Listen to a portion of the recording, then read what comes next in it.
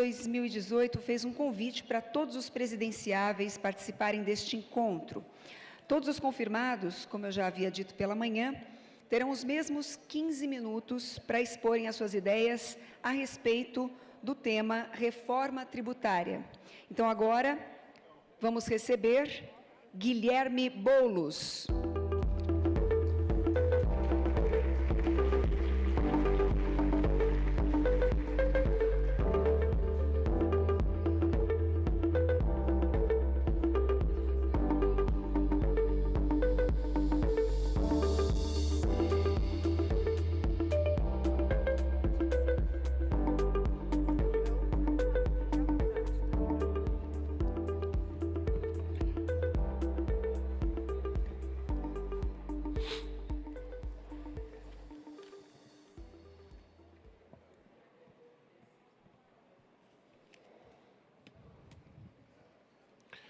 Boa tarde a todas, boa tarde a todos.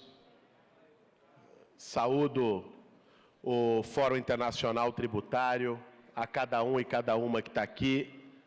Agradeço pelo convite, pela oportunidade de dialogar com vocês sobre esse tema tão importante. Quero saudar em particular o Charles Alcântara, presidente da FENAFISCO, o Floriano Martins, presidente da Anfip, e o Alfredo Maranca, presidente do Sinafresp. Olha, nesses 15 minutos que nós temos, eu quero mais reforçar a importância que nós consideramos que tem o debate tributário no Brasil hoje para qualquer projeto de mudança. E, sobretudo, um debate tributário que seja bem feito. Porque, frequentemente, em especial em momentos de crise, nós vemos ser puxado por certos setores da sociedade, aliás, os mesmos que historicamente se beneficiaram por uma tributação injusta, um debate tributário, ou de uma reforma tributária, pautado em desonerações dos grandes setores econômicos ou apenas em simplificação de tributos no Brasil. É evidente que é preciso fazer um debate de simplificação do sistema tributário, mas o centro do debate sobre impostos no nosso país, num país tão desigual como o nosso, só pode ser a tributação progressiva. E para nós, isso é essencial de qualquer programa distributivo e que enfrente o maior problema nacional, que é o problema da desigualdade. Nós não vamos reverter o quadro, a mancha, do Brasil ser a 7ª economia do mundo e, ao mesmo tempo, está entre os 10 países mais desiguais do mundo, se nós não construirmos ferramentas de investimento público para um crescimento, ao mesmo tempo, sustentável e com distribuição de renda. Isso implica pensar as formas de financiamento do Estado brasileiro. Essas formas de financiamento, no nosso entender, têm que mudar o quadro do nosso Estado ser, historicamente, um Robin Hood ao contrário, que tira do andar de baixo e das classes médias por uma tributação injusta e dá aos super ricos e ao sistema financeiro por juros da dívida pública muito acima de qualquer padrão internacional. Por um sistema financeiro e bancário sem regulação, uma verdadeira Disneylândia financeira, que é o que se vive no Brasil. Ou seja, nós precisamos pensar simultaneamente uma regulação do sistema financeiro e também uma reforma tributária progressiva e solidária para o nosso país. E dentro disso, que é o nosso tema, eu queria colocar alguns alicerces do que para nós representa hoje esse debate de tributação. O primeiro deles é que nós temos que tributar mais renda e patrimônio e menos consumo. Esse tem que ser o eixo de uma reforma tributária. O Brasil tem mais de 49%, quase 50% da sua carga tributária vinda de impostos indiretos sobre produção e consumo. E 20% da sua carga tributária, vocês sabem bem, porque eu já li o material do Fórum também, da Reforma Tributária Solidária, estou aqui mais papagaiando a respeito dos dados que vocês mesmos produziram, sobre renda. E menos de 5% sobre patrimônio. Enquanto países, e aliás, países que não podem receber acusação de bolivarianos ou comunistas, a exemplo dos Estados Unidos, têm 40% de arrecadação sobre renda. Mais de 40% de arrecadação sobre renda. Ou seja, nós precisamos mexer aí.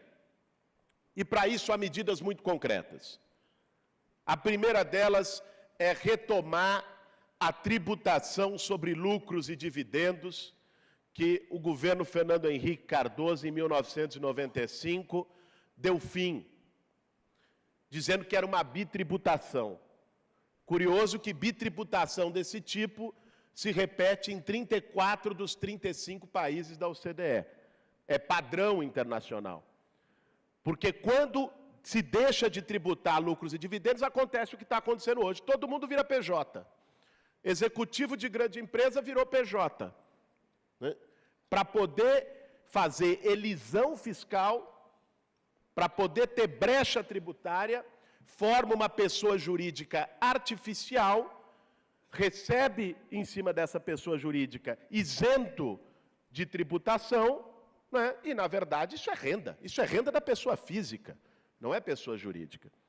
Então, essa manobra de elisão fiscal só é possível porque há uma isenção da tributação de lucros e dividendos, né? Ou seja, uma disparidade de tributação entre pessoa jurídica e pessoa física. Nós precisamos também, ainda no imposto de renda da pessoa física, criar pelo menos uma nova faixa do imposto de renda. Não é razoável que o teto de 27,5% faça com que um professor universitário, ou um auditor, ou um médico que tem uma remuneração de classe média alta, pague a mesma alíquota que o Neymar. Pague a mesma alíquota que quem ganha 500 mil por mês. Né? Nós precisamos ter novas faixas, né? Ou ao menos uma nova faixa de 35% do imposto de renda que possa corrigir esse desvio na tributação que a faz regressiva a partir de um determinado momento. Né? Um outro ponto importante, e aí entrando em patrimônio, é o imposto sobre heranças. Brasil, um país patrimonialista, um país com concentração de terra agrária e urbana, um país onde 1% dos proprietários rurais tem 40% de todas as terras, tributa a herança com uma alíquota máxima de 8%. Né? Enquanto os liberais norte-americanos tributam a herança com a alíquota máxima de 40%. E a tributação de herança, para que não gere uma transferência artificial de patrimônio em vida para fugir da tributação, tem que vir acompanhada de algo que a Constituição prevê há 30 anos e até hoje não regulamentado, que é o imposto sobre grandes fortunas. É preciso colocar o dedo nessa ferida e fazer taxação de grandes fortunas no Brasil. Quando a gente fala isso, sobretudo imposto sobre grandes fortunas, herança, tributação de lucro e dividendo, a gente ouve, olha, mas se fizer isso vai gerar fuga de capitais. Nós temos que nos perguntar, ou para o interlocutor que diz isso, para onde é que esses capitais vão fugir? Porque eu acho que nem na Bahamas ou paraíso fiscal vai encontrar uma situação tão favorável como é hoje no Brasil. Né? Essas elevações de alíquota a não ser que sejam absolutamente drásticas, ainda não deixam o Brasil nos padrões internacionais de progressividade. Então não vai haver fuga. O que vai haver é a regulação da farra do 1% ou do 0,1%, que está acostumado a ganhar e não pagar imposto. Está acostumado a não pagar a conta do crescimento econômico no país. É Estado mínimo, não é? Na hora de privatizar os lucros, mas Estado máximo, nós sabemos, na hora de socializar os prejuízos no meio das crises. Então, essa lógica hipócrita precisa ser enfrentada sem medo. E, acrescentando um último ponto, nosso tempo já está avançado, o ponto sobre patrimônio, e aí, particularmente, eu queria falar do ITR, do Imposto Territorial Rural. O Imposto Territorial Rural, no Brasil, ele praticamente não existe. Verdade é essa. Porque é uma arrecadação autodeclaratória, sem qualquer grau de fiscalização, que até deixaram lá para os municípios, já que não vale muita coisa, deixa lá para os municípios cuidarem, ninguém tem infraestrutura alguma para cuidar, né? Ou seja, num país com uma concentração de terras tremenda. E quando alguém recebe ali o carnezinho de TR e não paga, a bancada ruralista se ocupa em fazer um refis e, por mais 20 anos, levar adiante essa dívida, zerando os juros, como fizeram os vergonhosos refis entre o final do ano passado e o começo desse ano, aprovados pelo Congresso Nacional. Então, nós temos que começar a cobrar ITR no Brasil.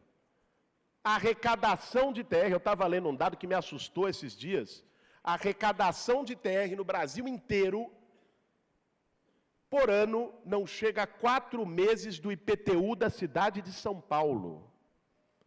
Isso é um escândalo, né? Proprietário rural, grande proprietário rural, e não me venham dizer que são os grandes proprietários rurais que garantem o alimento do dia a dia na nossa mesa, porque 70% do alimento do nosso país vem da agricultura familiar.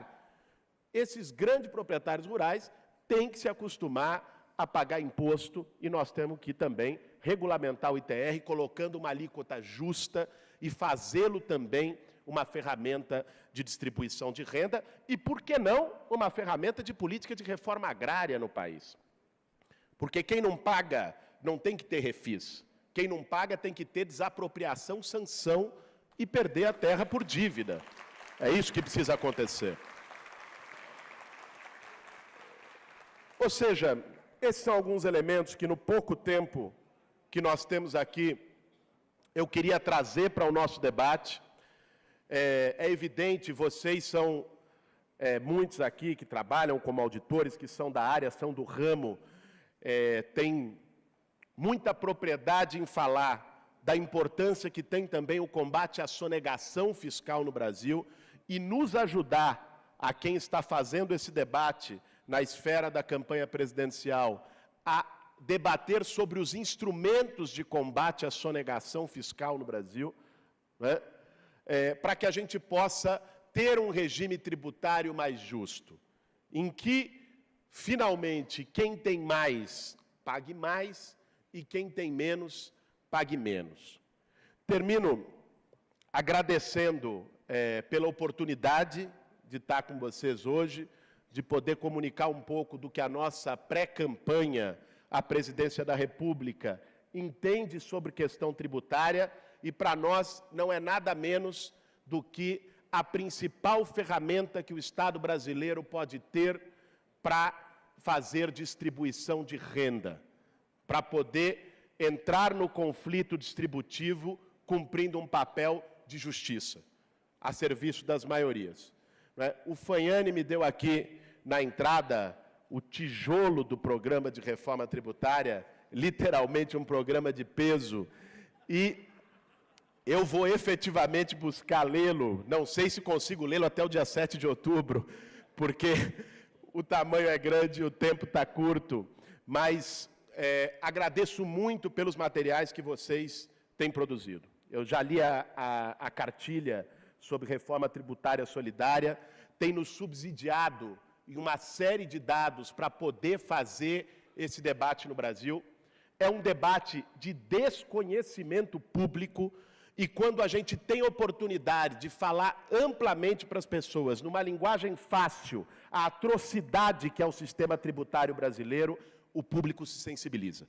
As pessoas compreendem e vêm junto.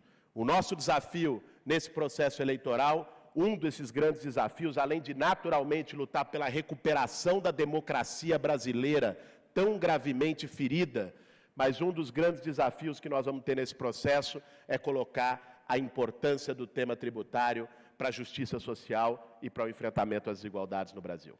Obrigado, excelente seminário a vocês.